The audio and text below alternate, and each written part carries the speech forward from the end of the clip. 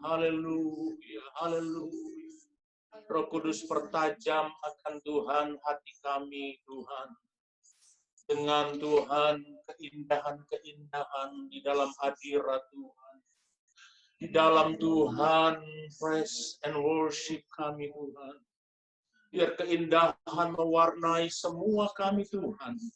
Bukan oleh kuat dan gagah kami, tetapi oleh karena Roh Kudus yang menguasai hati kami, Tuhan.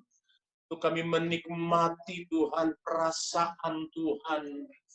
Kami menikmati perasaan Roh Kudus yang Tuhan menjamah kami, menguasai kami, Tuhan.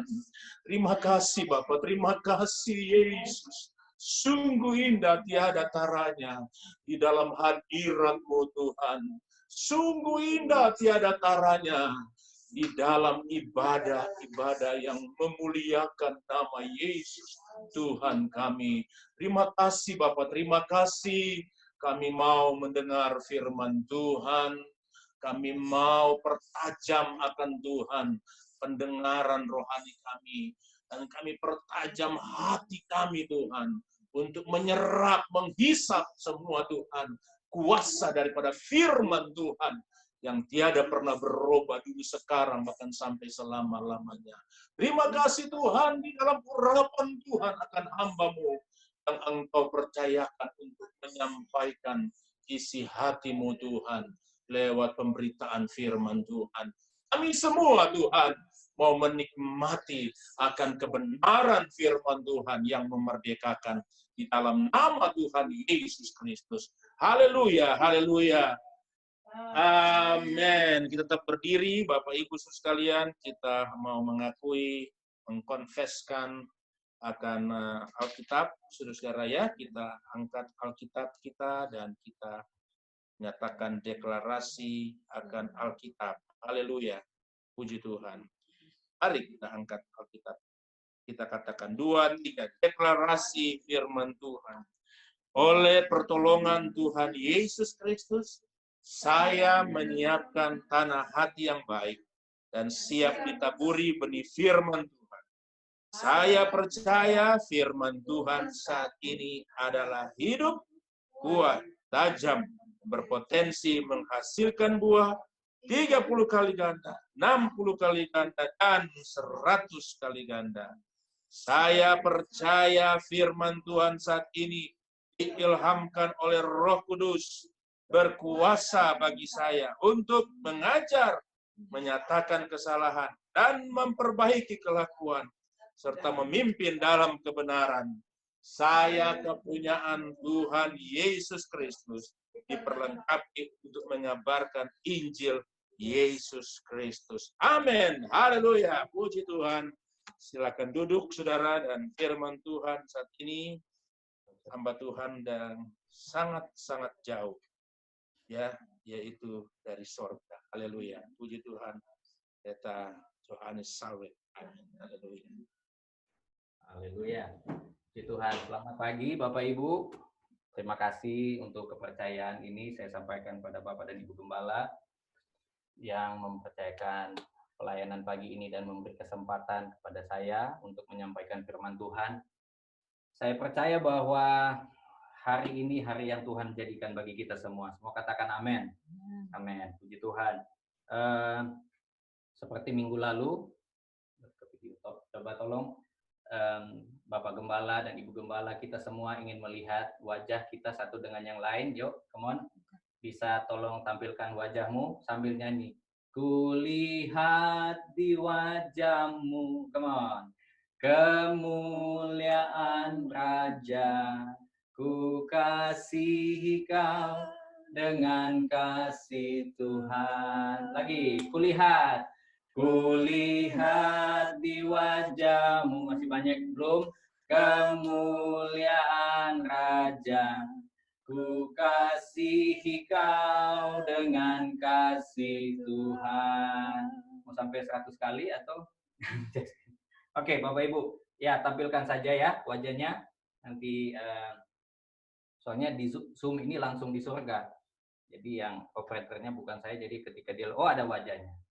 Ya, just kidding. Operatornya ada di sini dan di building 11 di situ. Ya, Dok. Puji Tuhan. Baik. Ada, saya tidak tahu kalau Ichen ada. Selamat datang untuk Ichen. Ya, kita mendoakan terus Bapak Anyu, dan puji Tuhan Bapak Anyu sudah pindah dari rumah sakit. Sekarang dia sudah ada di tempat rehabilitasi. Dan puji Tuhan, saya percaya bahwa Tuhan hadir di gereja ini. Amin. Dan Ibu Frida juga sudah sembuh. Saya dengar kesaksian langsung dari Bapak Jamie kemarin. Puji Tuhan, saudara. Saudara bersyukur ya, ada Yesus di gereja ini. Jadi kita tidak memberitakan iblis, kita membesarkan nama Yesus. Karena Yesus yang bekerja, Roh Kudus yang bekerja. Roh Kudus yang bekerja di gereja ini memulihkan, mempertajam, menyembuhkan, mengangkat yang lemah. Saudara-saudara yang down saat-saat ini, ada Roh Kudus yang mengangkat kita. Saudara yang mungkin sempat mengambil keputusan yang salah, ada Roh Kudus yang mengembalikan kita kepada track yang benar. Jangan tertekan. Roh Kudus itu sifatnya mengangkat, dia memulihkan. Kalau tertekan itu bukan dari Tuhan. Aduh, saya sudah salah ambil jalan. Aduh, lama-lama mundur hilang. Itu bukan dari Tuhan. Tuhan itu sifatnya mengangkat, dia membaharui. Dia membaharui. Firman Tuhan katakan kita dibaharui setiap hari. Jadi kalau ada yang tertekan saat-saat ini, saya katakan dalam nama Yesus, itu bukan dari Tuhan. Roh Kudus mengangkat kita, memberi semangat yang baru. Kalau ada yang down saat-saat ini, ada Roh Kudus yang mau mengangkat kita. Dia sedang mengangkat kita. Kalau ada yang putus asa, dia menyambung asa kita, saudara. Ya, bahasanya begitu. Oke? Dan puji Tuhan, saya bersyukur sekali pagi ini kita masih ada, walaupun masih dalam virtual service, karena situasi di gereja belum memungkinkan. Tapi saya bersyukur justru di virtual service ini kita bisa lebih dekat ya.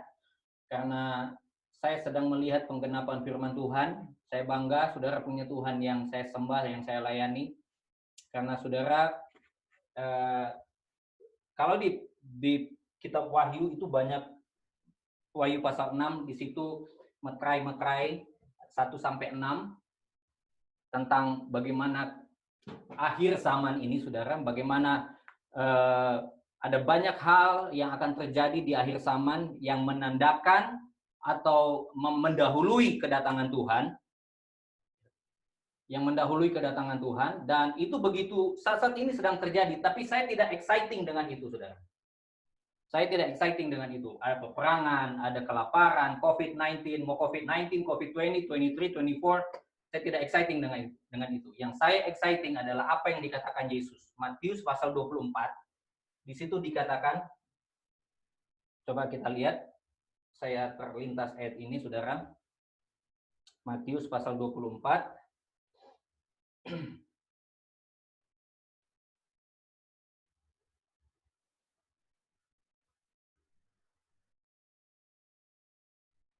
ini yang membuat saat ini Matius 24 ayat 14 dikatakan begini, dan Injil kerajaan ini akan diberitakan di seluruh dunia menjadi kesaksian bagi semua bangsa. Barulah tiba kesudahannya. Ini kalau mau dibilang tanda akhir zaman, ini tanda yang paling supreme, saudara. Tanda yang paling tinggi, saudara. Peperangan, oke. Dan kelaparan, wow. Banyak hal terjadi, saudara. Bahkan kalau mau yang lebih menyeramkan, Wahyu pasal 6, di situ dijelaskan bahwa kuda ada seekor kuda diberikan kuasa untuk membunuh 1/3 dari penduduk dunia. Saudara, penduduk dunia sekarang berapa? 7 miliar. Kalau 1/3 dari 7 miliar orang itu ada sekitar 2 miliar lebih sekian. Banyak yang akan mati, saudara. Itu kabar buruknya. Tetapi itu kita belum lihat, belum apa-apa ini. Pandemik ini pernah terjadi tahun 1930, membunuh 30 juta orang worldwide. COVID belum sampai 30 juta. Masih belum parah. Tetapi yang paling exciting, saudara, yang paling saya, wow, Injil kerajaan ini dikatakan akan diberitakan di seluruh dunia.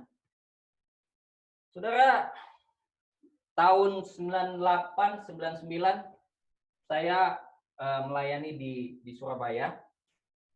Saya pernah menyampaikan, saya tidak tahu, saudara, saya tidak tahu tentang, saya sudah lupa justru, tapi ada teman kami ketika mereka melihat live gereja ini dari Surabaya, dia katakan, Kak Hani ingat apa yang pernah disampaikan dulu bahwa gereja online itu tahun 99, saudara, itu belum ada tanda-tanda, internet pun masih lelet waktu itu. Internet itu belum ada, saya aja pegang komputer masih kunang-kunang waktu itu. Masih barang mewah buat saya. Telepon itu masih telepon yang ya biasa-biasa, saudara. Tapi Tuhan sudah taruh waktu itu online service. Dan saudara tahu bahwa online service ini adalah penggenapan dari Matius 24 ayat 14. Waktu saya lihat, waktu saya selidiki bagaimana percepatan internet ini, saudara. Ya memang kenapa sengaja dibuat stay home order ini, saudara. Gereja-gereja tidak bisa berkumpul. Tidak ada lagi KKR ribuan orang. Tidak ada lagi crusade ratusan ribu di Nigeria sana. Tidak ada lagi, saudara. Kenapa? Karena Tuhan ingin mengganti metodenya dan memusatkan kepada Dia, saudara. Kenapa? Karena orang sudah terlalu banyak fokus kepada penyampainya, tetapi lupa kepada isi dari yang disampaikan. Makanya metodenya ini berubah, dan ini adalah penggenapan. Kalau saudara, saya tanya, sepengetahuan saudara, sampai sejauh mana internet itu menjangkau dunia ini? Sampai sejauh mana? Apakah hanya sejauh Long Branch, sejauh Cape May, sejauh apa yang paling udik atau paling kampung di Amerika ini yang tidak terjangkau oleh internet? Di Indonesia saja, saudara, Indonesia yang dikatakan negara yang masih belum semaju Amerika, itu sampai di kampung. Kalau yang ikutin Baim, sampai di kampung Klaten, saudara, orang anak-anak cabut chat live. Di mana dan sekarang, saudara, 5G namanya. Sudah bukan lagi 4G, sudah bukan lagi LTE, 5G. Bagi pemegang di sini ada ahli-ahli IT, saya tidak mendahului mereka, tapi mereka yang lebih tahu. Tapi dalam percepatan ini, saudara, ini sedang dipakai, makanya kuda putih itu adalah pekabaran Injil, saudara. Itu begitu cepat, saudara. Silakan kuda-kuda lain berkeluaran, saudara. Tetapi kuda putih ini sedang mendahului mereka. Dia begitu cepat, saudara. Firman Tuhan berkata, yang baik semakin baik, yang jahat semakin jahat. Kuda putih ini semakin baik, saudara. Dia semakin cepat. Kenapa? Time is up. Injil kerajaan ini harus diberitakan sampai ke seluruh bumi, seluruh bangsa. Kabar baik. Kuda-kuda lain ini kabar yang tidak baik, saudara. Coba saudara lihat. Kuda apa yang baik di situ? Kelaparan, penyakit sampar, bencana. Mana ada yang baik di kuda-kuda ini, saudara? Tetapi kuda putih ini, saudara, dia membawa kabar baik. Bang. Di tengah-tengah kuda-kuda lain ini merajalela, ada kuda putih yang sedang membawa kabar baik kepada kita. Dia datang, dia maju dan merebut kemenangan, kata firman Tuhan. Dan ini harus sampai ke ujung bumi, saudara. Beberapa minggu lalu Amerika meluncurkan kapsul SpaceX, ya, ke ISS namanya, International Space Station. Dan di International Space Station ini adalah gabungan dari negara-negara. Ada Rusia di situ, ada Jepang di situ, ada berbagai negara di situ. Dan saudara tahu, satu kali space station ini di luar angkasa, dia mengitari bumi itu, saudara. Satu kali putar berapa lama saudara tahu? 90 sampai 93 menit dia sudah lingkari dunia. Saudara bisa Google saja. Google di Yahoo. Saudara bisa cari di internet. Itu sudah ada, sudah di mana-mana. Satu kali putar dan sekali dalam satu hari itu dia 16 kali putar, 16 kali scanning ini dunia. 16 kali scanner dia. Dia mengitari dunia sebanyak 16 kali dan satu kali putar 90 sampai 90 kali, 93 menit. Itu 93 menit itu sampai Philadelphia tuh orang. Tapi dia sudah keliling dunia, Saudara. Saudara bisa bayangkan cakupan atau daya jangkau daripada teknologi ini, Saudara. Dan itu yang menjadi penggenapan Matius 24 ayat 14. Saya sangat exciting dengan itu. Bahwa Injil kerajaan itu sedang dibukakan. Sedang disampaikan sampai ke ujung bumi. Semua bangsa. Kalau daerah pulau-pulau itu masih ada di dalam suatu bangsa, maka Injil itu akan sampai ke sana. Kabar baik itu akan sampai ke sana. Ya, memang di satu sisi ada peperangan, ada kelaparan. Kemarin kami nonton di Indonesia, Jokowi sudah mengumumkan, mempersiapkan. Saya lihat ini seperti Yusuf dia. Mempersiapkan lumbung cadangan pangan, karena dari FAO atau Food and Agricultural Organization kalau saya tidak salah, itu yang seperti WHO tetapi ini untuk makanan. Dikatakan bahwa kelaparan besar itu akan datang. Dan Indonesia sudah mengambil bagian yang sangat bagus untuk mereserve makanan-makanan untuk seluruh dunia. Dan itu dibangun di Kalimantan, Saudara.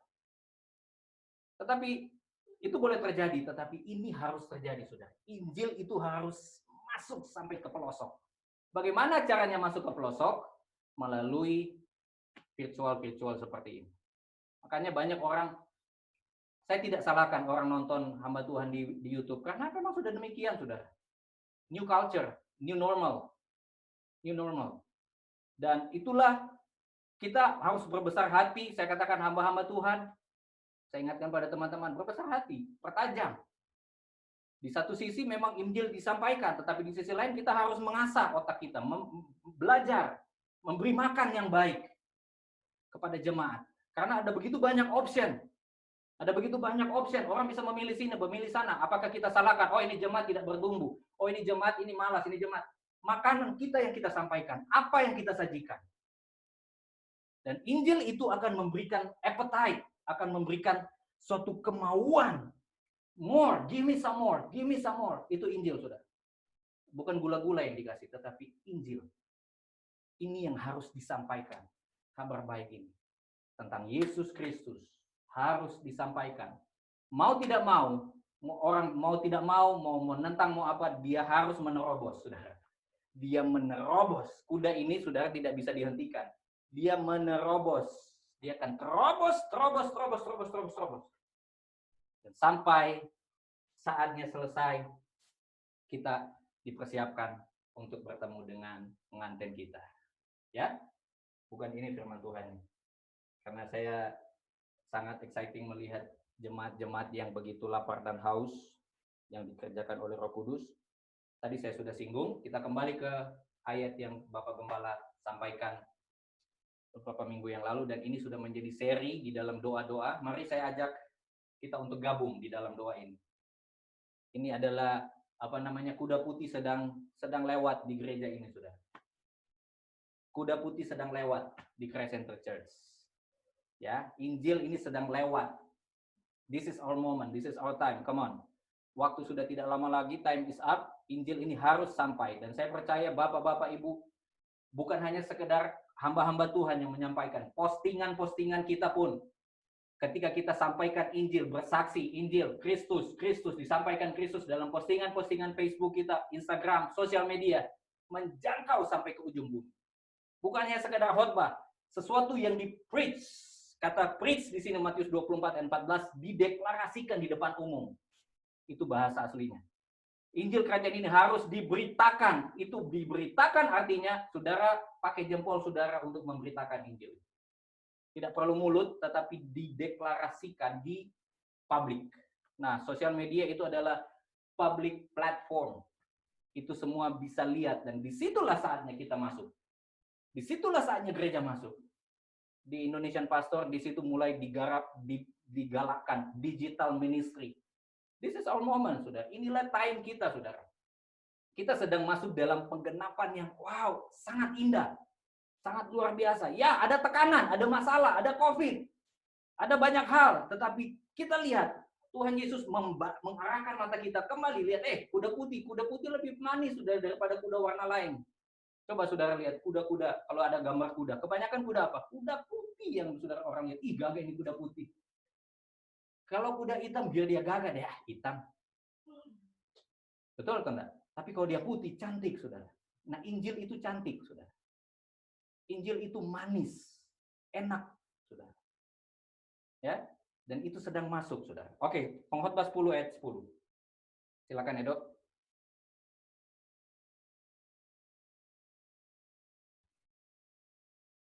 Jika besi menjadi tumpul dan tidak diasah, maka orang harus memperbesar tenaga. Tetapi yang terpenting untuk berhasil adalah hikmat. Oke. Ada 7 hal yang Bapak Gembala sampaikan. Dan saya akan bahas yang ke-10. Maksudnya ayat 10. Oke. Itu porsinya Bapak Gembala, saya katakan, Om Deng Tante selesaikan saja itu. Karena kami yang harus menerima itu, saudara. 7 hal yang dipertajam. Tapi kita akan lihat di sini saudara dari sisi yang lain. Jika besi menjadi tumpul dan tidak diasah, maka orang harus memperbesar tenaga. Tetapi yang terpenting untuk berhasil adalah hikmat. Nah, saudara, di sini konteks daripada ayat ini, kalau saudara lihat perikopnya, di sini adalah Raja Salomo sedang memberikan suatu gambaran, sedang memberikan suatu presentasi bagaimana akibat dari kebodohan. Konteks daripada ayat ini, kebodohan. Kalau saudara baca dari ayat pertama, di situ ada beberapa perbandingan bagaimana hasil atau akibat daripada kebodohan. Dan masuk di ayat 10 ini, saudara, ayat 10 ini berhubungan dengan ayat sebelumnya, ayat 9. Barang siapa membelah kayu akan dibahayakannya. Ayat 9 bagian terakhir. Barang siapa membelah kayu akan dibahayakannya. Titik. Jika besi menjadi tumpul dan tidak diasah, seharusnya itu sambung, saudara. Kenapa dia bisa membahayakan? Karena besi itu tumpul. Kapak, saudara. Dalam konteks ini dipakai bahasa kapak. Itu aks. Jadi besi itu, kapak itu menjadi tumpul. Jadi ketika orang membelah kayu dengan kapak yang tumpul, bukan kayunya yang terbelah, kepala orang itu yang akan terbelah. Jadi ketika kapak itu diayunkan, harus dipastikan bahwa kapak itu tajam. Dan ketika saya dulu di negara Paslatan, saudara, Republik Paslatan sana, saudara, waktu masih begitu masuk SMP SMA, tugas saya adalah belah kayu. Delon so ingat kampung Delon. Ya, belah kayu. Belah kayu itu saya paling suka sekali, saudara. Saya paling suka sekali belah kayu. Jadi teman-teman orang-orang di rumah itu mereka sudah cari kayu besar-besar di hutan, bawa di rumah. Yang dewasa-dewasa itu mereka hancurkan dulu, baru saya yang bagian yang kecil-kecil. Enak, saudara. Tinggal kecil, toh. Kapaknya bukan yang seperti ekstro itu, bukan. Yang panjang terus kapaknya agak besar. Jadi memang lenggang bagus, saudara. Berapa kali itu memang begitu, saudara, kayak main golf, saudara. Kenapa? Karena tumpul atau tidak kena sasaran. Jadi kapak ini dipergunakan, jadi dalam konteks ayat ini bahwa kapak ini dipergunakan untuk membelah kayu. Membelah kayu. Tetapi sayangnya kapak ini tumpul dan tidak diasah. Nah, akibat daripada ketumpulan dan tidak diasah, ya, akibat dari tumpul dan tidak diasah adalah, tampilkan lagi ya, Dok, supaya saudara-saudara lihat, akibatnya adalah orang harus memperbesar tenaga. effortnya ditambah, saudara. Effortnya diperbesar. Kalau saudara bicara effort, banyak orang yang mau justru dengan effort yang besar ini, saudara. Jadi, orang ketika kapak itu jadi tumpul, dia harus memperbesar tenaga. Hitung-hitung olahraga. Bukan masalah memperbesar tenaganya, tetapi ada bahayanya di atas. Ada bahayanya. Bukan masalah memperbesar tenaga, tetapi ada warning di atas bahwa ketika barang siapa membelah kayu dengan tumpul, dengan kapak yang tumpul, kalau saya bisa simpulkan kalimat ini, maka itu akan membahayakan. Barang siapa membelah kayu akan dibahayakan. Padahal belah kayu itu oke-oke saja. Zaman itu belum ada kompor gas, saudara. Zaman itu belum ada PSEG. Semua masih pakai kayu, pakai uka, tepurung maksudnya. Pakai kayu. Tetapi dikatakan kenapa membelah kayu dan dibahayakan? Karena kayu yang kapak yang dipakai itu adalah kapak yang tumpul. Kenapa tumpul? Ada beberapa hal yang mengakibatkan tumpul. Pertama, keseringan dipakai. Keseringan dipakai. Itu bisa membuat tumpul. Betul atau tidak, saudara? Terlalu banyak dipakai, tumpul. Dan yang kedua adalah tidak pernah dipakai. Ya. Barang yang keseringan dipakai dia akan jadi tumpul, saudara. Besi, bicara soal besi di sini, konteksnya besi, kapak. Keseringan dipakai tumpul. Sering dipakai, Pak. Kan semakin dia memukul benda keras, dia akan semakin terkikis, saudara. Nah, ketika semakin dipakai, dia tumpul, maka perlu diasah. Saya bisa pakai kata asah di sini adalah perlu retreat, saudara. Kita rest. Makanya saat-saat ini Tuhan izinkan kita ada di dalam keadaan seperti ini. Kita dipertajam dalam keadaan rest, saudara. Dipertajam dalam keadaan rest. Jangan gerasa gerusu, saudara. Udah Tuhan semua datang. What we have to do? Kemarin ada hail, saudara tahu ya, hujan es batu. Yang saudara lebih dulu mau bikin apa? Ketika di jalan, kami waktu itu di jalan, ketika hujan itu, apa yang lebih dulu saudara mau cari? Mandi, bersih,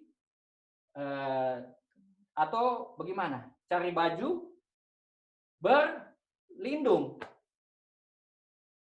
Itu yang perlu kita lakukan. Ketika badai datang, apa yang kita lakukan? Pertama yang kita lakukan adalah berlindung. Kita datang, diasah lagi. Kita masuk di dalam hadirat Tuhan. Kita rest di situ. Jangan struggle di dalam hadirat Tuhan, saudara. Hadirat Tuhan itu bukan tempat untuk struggle. Hadirat Tuhan itu di mana kita itu menikmati ketenangan di situ. Di dalam hadirat Tuhan itu bukan datang di hadirat Tuhan kita langsung do this, do that. Relax, put yourself together, and then worship God. That's the time when you get refreshment from God. Refreshing moment is when you in the presence of God. Hadirat Tuhan itu akan membuat engkau rejuvenate lagi. Dibaharui lagi, disegarkan kembali. Dan siap lagi untuk diayunkan lagi. Dipertajam, Bapak Gembala katakan dalam hadirat urapan Roh Kudus itu. Dalam item yang kedua. Ada penyembahan, Roh Kudus itu bergerak, ada 5 direction, ke depan, ke belakang, ke atas, ke dalam, ke bawah, ke dalam. Ke atas, Roh Kudus ke atas. Dia apa? Membawa kita menyembah Tuhan. Rest, saudara. Tenang. Dalam keadaan, makanya firman Tuhan katakan 1 Petrus, kesudahan segala sesuatu sudah dekat. Sebab itu, macicok. Tidak, saudara. Firman Tuhan katakan, sebab itu, kuasailah dirimu, jadilah tenang. Ya, jadilah tenang. Itu hal yang penting, saudara, ketika kita ada dalam keadaan-keadaan seperti ini. Ketika kita panik, ketika kita mulai overwhelming, sudah overwhelmed with the situation, that's the time when we can get hit hard. Kita bisa diserang dengan keras. Tetapi ketika kita tenang, nah bagaimana tenang, saudara? Bagaimana tenang? Hadirat Tuhan itu sudah membuat kita tenang. In His presence, we find peace. Kita dipertajam, saudara, di dalam hadirat Tuhan. Rejuvenate. Seperti kalau film-film, tada, seperti gini, saudara. Di bawah gini terus dia muncul. Nih, ya, gitu. Gitulah, saudara ya. Atau dari gini, gitu. Seperti gitu. Ada semangat baru, saudara. Semangat yang baru. Bilang kiri kanan. Semangat. Iya. Yang keras. Oh, maaf. Semangat yang baru. Yang keras.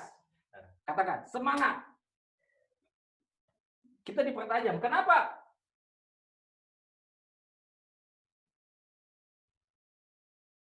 Oke. Maaf, Bapak Ibu ada alami gangguan saat ini? Ada berapa yang keluar dengan sendirinya soalnya? Dok, tolong Gio nggak bisa masuk lagi gitu. Ya, jadi ketika kita dalam hadirat Tuhan kita dipertajam, saudara, di refreshing lagi, ya. Orang terlalu banyak ini jadi burned out bahasa Inggrisnya, kecapean melayani, kecapean, kelelahan. Kenapa? Tuntutan, demanding. You have to do this, you have to do that. Harus begini, harus begini. Jadi capek, saudara. This is the time when you rest into His presence. Just rest, just silent. Beberapa waktu lalu saya ketika pikiran mulai bergelora, saudara, saya alami hal ini. Saya tidak khotbah ini berdasarkan pengalaman saya, tapi saya cuma teringat, saudara. Ketika mulai itu datang, Tuhan bangunkan saya malam-malam, lalu apa, saudara? Saya tidak berdoa, saya cuma duduk, diam. Diam saja, saudara, dalam hadirat Tuhan. You don't have to say anything. Sometimes you just need to be silent. Di situ Tuhan mempertajam hidup. Banyak kali kita terlalu banyak ngomong dengan Tuhan, kita lupa apa yang Tuhan mau bilang kepada kita.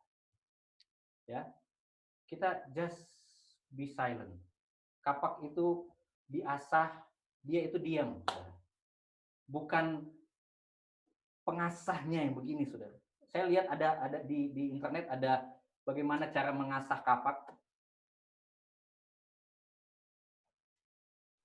Kalau pisau ya pisau yang kita goyang begini. Tetapi kalau kapak itu kapaknya diam, itu yang diasah. Kalau kapaknya besar sudah mau begini. Berat sudah. Betul. Sudah. Diam di dalam hadirat Tuhan. Be silent in His presence. Tenang di dalam hadirat Tuhan. Nikmati keindahannya. Sungguh indah yang kau pikirkan tentangku. Tak terselami bagiku. Sungguh indah di dalam hadirat Tuhan, kita bisa tenang, saudara. Oke, lanjut. Nah, ketika itu tidak lagi membutuhkan more effort, saudara. More effort. Aduh, tambah lagi, tambah lagi, tambah. Just be still and know that I am God. Be still and that know that I am God. Di dalam hadirat Tuhan kita bisa tahu bahwa ternyata Tuhan itu begitu. Di dalam hadirat Tuhan saudara tidak perlu datang ke gereja saat ini, saudara akan diusir. In your spot right there, di titik hidupmu saat ini, sekarang ini, itu adalah hadirat Tuhan. Dan Roh Kudus itu ada di dalam engkau, itulah hadirat Tuhan. Nikmati dia, saudara. You don't have to do anything, just be silent in His presence. Di situ engkau akan diasah, dipertajam lagi. Nah, oke, lanjut. Yang kedua adalah hikmat. Jadi pertama tadi, kenapa orang dia menambah kekuatan, saudara, menambah power. Dan ternyata itu tidak berguna, saudara. Hanya akan useless. Itu hanya waste our time.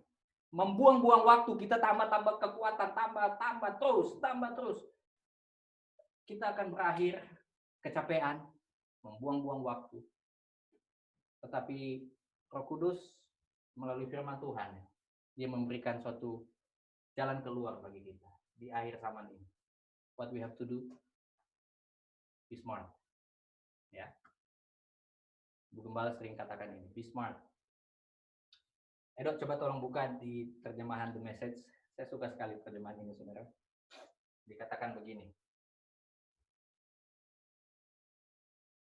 Dadang. Ya. Remember, the harder the work. Use your head. The more brains, the less muscle. Haha. This is new paradigm, huh? Okay, the duller the axe, the harder the work. Use your head. The more brains, the less muscle. Bahasa Indonesia pakai otak. Oke. Nah, saudara, oke, stop, Edo. Oke. Anak saya sering katakan begini, Papa, smart work, not hard work. Saya langsung marah. Apa Anda bilang? Hard work, smart work, not hard work. Orang mesti bekerja keras. Saudara, smart work, hard work itu quote atau ungkapan yang disampaikan oleh Karl Barth kalau saya tidak salah. Dia seorang pelukis yang hidup di tahun 1930. Saudara bisa Google, ada di situ.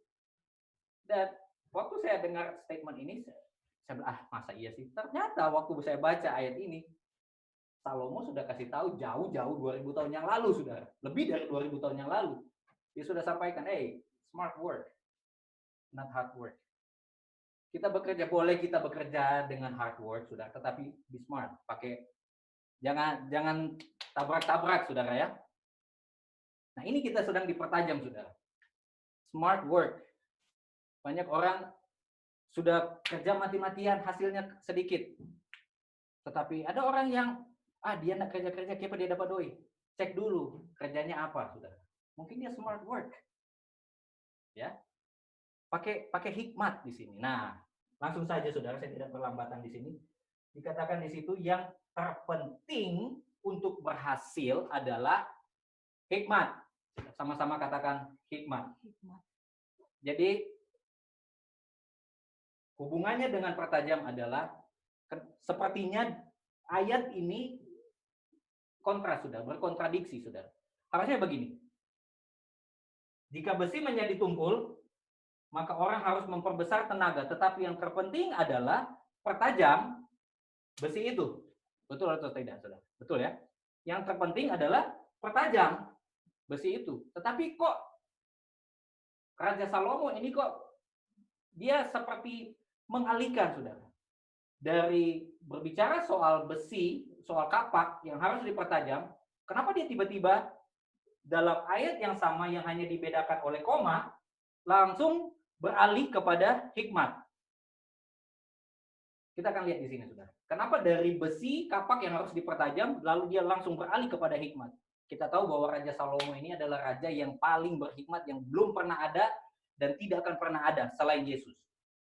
Untuk ukuran manusia, dia orang yang paling berhikmat. Dia minta hikmat dibanding kekayaan. Waktu dia mau di inauguration, waktu mau dilantik, dia minta hikmat. Dia bukan minta kekayaan, saudara. Dia tidak minta pasukan, dia minta hikmat. Ya.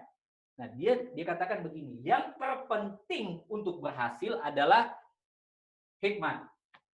Yang terpenting untuk berhasil adalah hikmat. Yang terpenting untuk berhasil adalah hikmat. Hubungannya apa dengan besi yang dipertajam? Orang yang mempertajam besi, orang yang berhikmat itu, dia akan pertajam itu kapak. Itu hubungannya. Simple. Jadi, kenapa kapak itu tumpul? Kenapa orang itu menggunakan effortnya, mempertambah tenaga, memperkuat, capek. Dia tidak pakai hikmat. Hikmatnya adalah pertajam saja besi itu. Kapak itu dibuat tajam, maka selesai. Dia akan berhasil. Hikmat di sini. Nah, apa sebenarnya yang dimaksudkan oleh Raja Salomo ini? Ternyata dia sudah jauh-jauh melihat ke depan, sudah tentang hikmat ini. 1 Korintus pasal 1 ayat yang ke-30. Dalam Alkitab, hikmat itu atau dalam Amsal, ya 1 Korintus 1 ayat 30, coba itu 1 Korintus 1 ayat 30. Dalam Alkitab, hikmat itu berbicara tentang someone sebenarnya. Yang terpenting untuk berhasil adalah hikmat. Hikmat ini yang akan mempertajam kapak itu. Someone ini yang akan mempertajam kapak itu. Someone. Tetapi oleh dia, kamu berada dalam Kristus Yesus yang oleh Allah telah menjadi hikmat bagi kita. Lalu apa? Ini hubungannya dengan pertajam kapak itu. Ia membenarkan, itulah penajamannya. Ia menguduskan, sanctification, itu pengudusan setiap hari. Kata Rasul Paulus bahwa tubuh manusia jasmani kami itu semakin hari semakin merosot, tetapi manusia batinia kami diperbaharui dari hari ke sehari. This is sanctification, dibaharui, dikuduskan setiap hari dan menebus kita. Yang terpenting untuk berhasil adalah hikmat.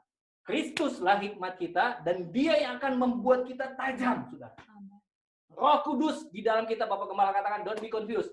Kristus, Roh Kudus, Bapa, mereka adalah Allah dan tugas mereka sama, membenarkan, menguduskan, menebus kita. Dia membenarkan kita, hidup kita benar bukan karena self effort kita, bukan karena kita menambah kekuatan, mengayunkan kapak kita karena dasarnya sudah tumpul, tidak akan ada hasilnya, tetapi dia membenarkan karena dia tahu selagi kita masih berdosa, dia sudah mati bagi kita. Dan akhirnya kita menjadi kapak yang tajam, saudara. Setiap hari, Kristus itu mempertajam kita. Dia menguduskan, sanctification. Itu proses, saudara. Proses. Banyak orang yang dipaksa. Come on, harus berubah. Ternyata masing-masing orang itu punya kadar proses yang berbeda-beda. Sebab itu, firman itu disampaikan. Firman Tuhan disampaikan itu berbeda, hasilnya akan berbeda, waktu time frame-nya itu akan berbeda masing-masing kita. Tetapi goal-nya sama. Ada orang yang cepat, ada yang lambat. Disitulah kita lihat level pertumbuhan dan kita harus sabar melihat itu. Ada orang yang cepat sekali nangkap firman, seperti wah, tanah yang baik, begitu tak langsung. Tapi ada yang berproses. Kita harus sabar. Sanctification, itu pengudusan setiap hari, saudara. Every day, even hamba-hamba Tuhan masih dikuduskan setiap hari. Setiap hari. Setiap hari kita dipertajam. Saya pun dipertajam setiap hari. Di sanctification setiap hari. Ada banyak kali kita, ini tidak betul, ini betul. Ini gimana? Caranya bagaimana Tuhan? Memilih di antara dua. Memilih di antara dua. Pilihan-pilihan yang tepat. Apa yang harus saya ambil? Itu perlu ketajaman dan yang mengerjakan adalah Kristus yang adalah hikmat. Don't do it yourself. Jangan lakukan dengan kekuatanmu. Izinkan Kristus yang mengerjakan dalam hidupmu. Izinkan Roh Kudus mengerjakan dalam hidupmu. Izinkan dia mempertajam hidupmu sehingga saya percaya di dalam Kristus tidak ada yang salah ambil keputusan. Saya percaya. Karena hidup kita sudah diatur dari awal sampai akhir. Ya. Saya percaya ketika kita ambil keputusan, itulah keputusan Kristus. Ketika kita masuk di dalam satu pilihan, Roh Kudus yang akan memberikan kita ketajaman. Which one? Mana? Mana Tuhan? Yang mana? Jadi saudara-saudara yang anak-anak muda yang memilih, izinkan Roh Kudus itu yang akan mempertajam. Which one, Lord? Who is it? Nanti dia akan pertajam. Yang terpenting di sini adalah hikmat. Nah, berbicara hikmat, dalam Korintus ini, Paulus kenapa dia tekankan di situ? Karena di jemaat Korintus ini sedang terpengaruh dengan yang namanya paham gnostisisme. Dan paham ini, saudara, adalah suatu paham, suatu aliran yang mencampur adukan, saudara, yang mencampur adukan antara paham Yudaisme dan filsafat Yunani. Mereka mengedepankan otak mereka, pengetahuan mereka, self-effort mereka, kemampuan manusiawi mereka. Di situ yang ditekankan.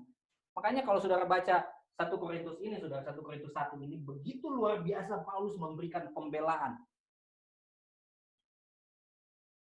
Dikatakan begini, ayat 22, 1 Korintus 1 ayat 22. Orang-orang Yahudi menghendaki tanda dan orang-orang Yunani mencari hikmat. Mencari hikmat. Mereka ingin berhasil dengan kekuatan mereka, dengan kemampuan mereka. Mereka mengayunkan kapak itu dengan begitu hebat. Tapi ternyata kapak itu tumpul, saudara. Orang yang tidak mengerti bahwa Kristuslah itu hikmat kita yang mempertajam itu, sia-sia, saudara. Akan kecapean. Akan kecapean. Ayat 20 dikatakan, di manakah orang berhikmat? Di manakah ahli Taurat? Di manakah pembantah dari dunia ini? Bukankah Allah telah membuat hikmat dunia menjadi kebodohan? Nah, saudara. Hikmat di sini mereka berusaha beradu ketajaman di dalam hikmat. Ternyata nothing, saudara. Kita sudah saksikan saat ini. Tidak ada yang berhasil, saudara. Sampai saat ini pun belum ada. Vaksin itu belum bisa dikeluarkan sampai saat ini. They cannot find anything.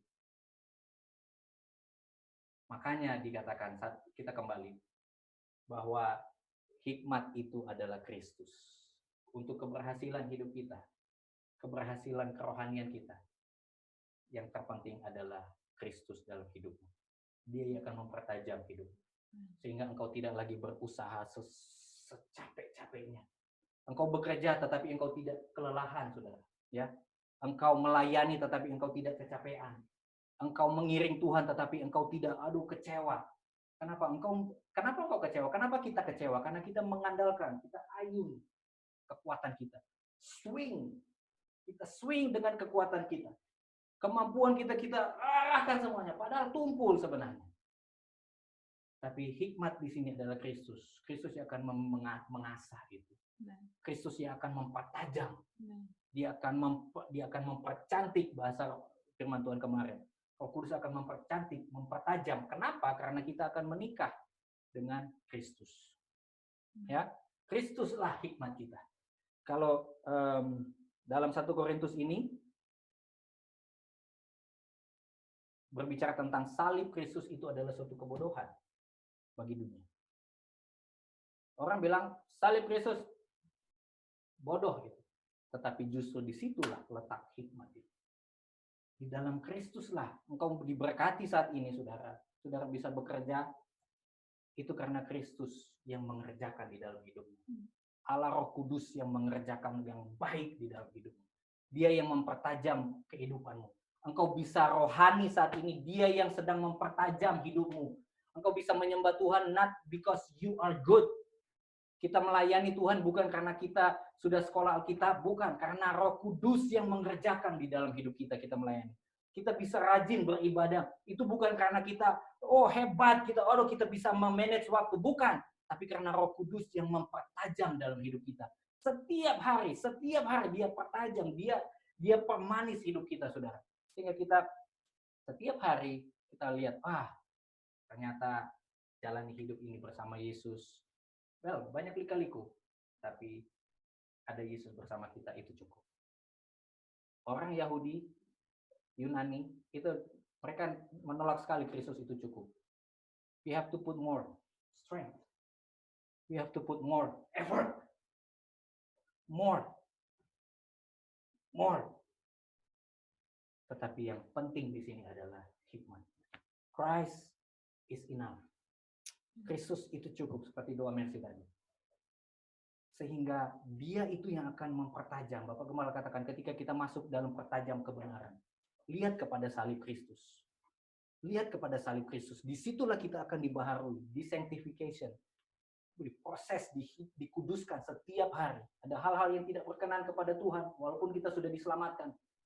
Dia akan membersihkan itu. Firman Tuhan yang akan membersihkan hidup kita. Firman Tuhan yang akan membersihkan hidup kita. Amin.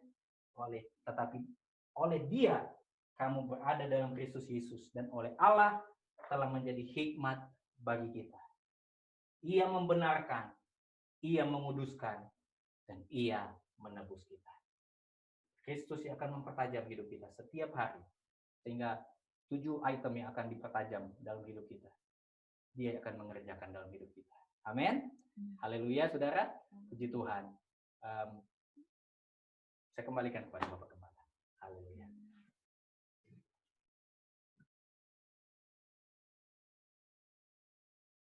Mari kita semua berdiri, kita menikmati keindahan firman Tuhan. Haleluya.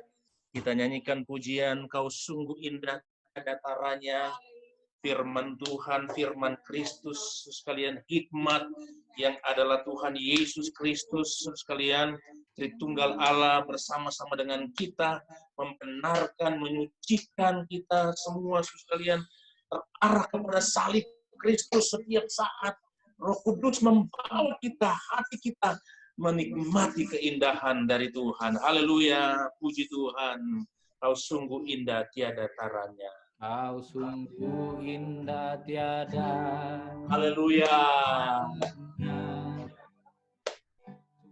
Sungguh menang. Amin. Mari kita nikmati. Haleluya. Rasa dengan Tuhan. Ajaib dimengerti. Lebih dari semua yang ada. Apa katanya? Hikmat tiada terselami. kasih-Mu dalam tak terduga. Kasih-Mu dalam tak terduga. Sungguh indah tiada. Sungguh indah tiada. Mulia dan berkuasa.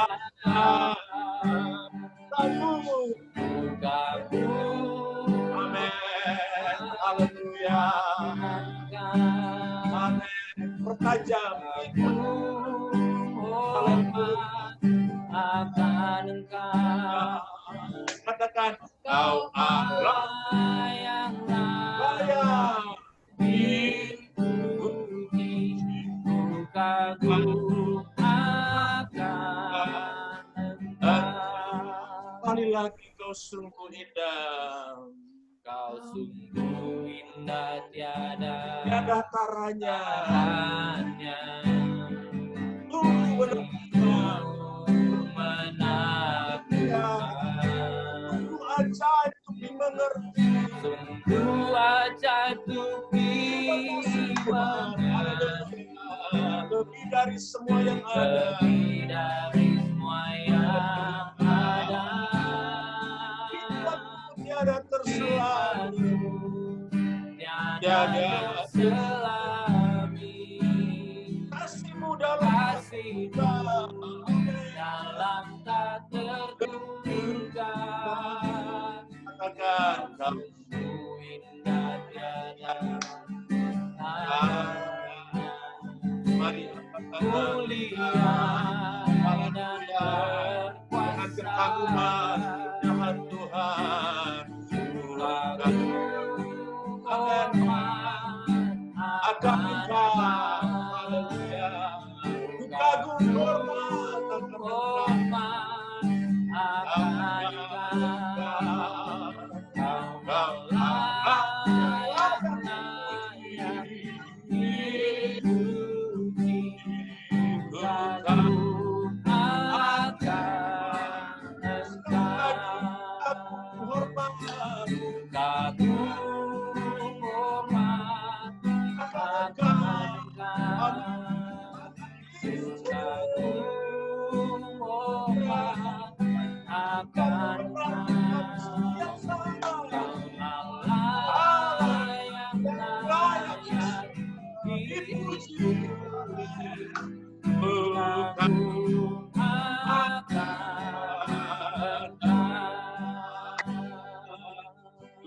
kagum akan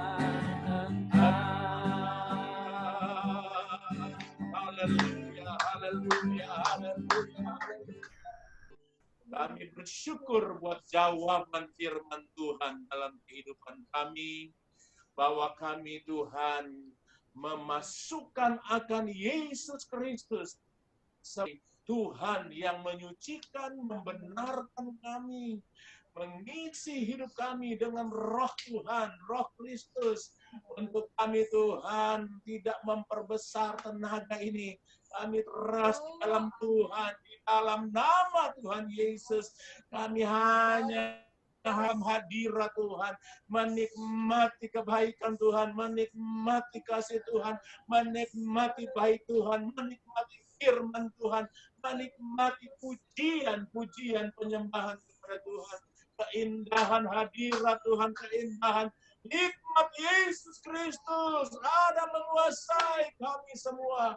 Hati, jiwa, roh kami Tuhan ada dikuasai oleh Roh Kudus. Terima kasih Tuhan, terima kasih. Yesus makin bertambah-tambah. Yesus makin besar kuasa-Mu. Yesus makin dipermuliakan. Kami makin berkurang-kurang. Terima kasih Bapak, terima kasih buat firman Tuhan yang menjawab kami. Setiap mereka yang sedang dalam pergumulan dijawab oleh firman Tuhan. Yesus adalah hikmat, Yesus adalah hikmat, Yesus adalah hikmat. Menjawab, membenarkan, memberkati, menyembuhkan, memberi kemenangan, melepaskan. Dan Tuhan kami tinggal tenang di dalam keindahan Tuhan. Jawaban Tuhan akan setiap persoalan kami terjadi dalam nama Tuhan Yesus. Kami bersuka cita Tuhan untuk firman Tuhan yang melawat kami semua Tuhan. Sampai pada anak-anak muda Tuhan. Kami bersyukur Tuhan. Engkaulah jawaban di dalam setiap pergumulan kami. Terima kasih Tuhan, terima kasih. Hamba-Mu yang sudah Tuhan pakai Tuhan. Terus Tuhan tambahkan Tuhan hadirat-Mu, kehebatan-Mu Tuhan, membawa firman Tuhan, dibukakan Tuhan lebih dahsyat lagi. Terima kasih Bapak, terima kasih Tuhan. Kami bersyukur dan terima firman Tuhan di dalam nama Tuhan Yesus Kristus. Haleluya, haleluya. Amin. Puji Tuhan.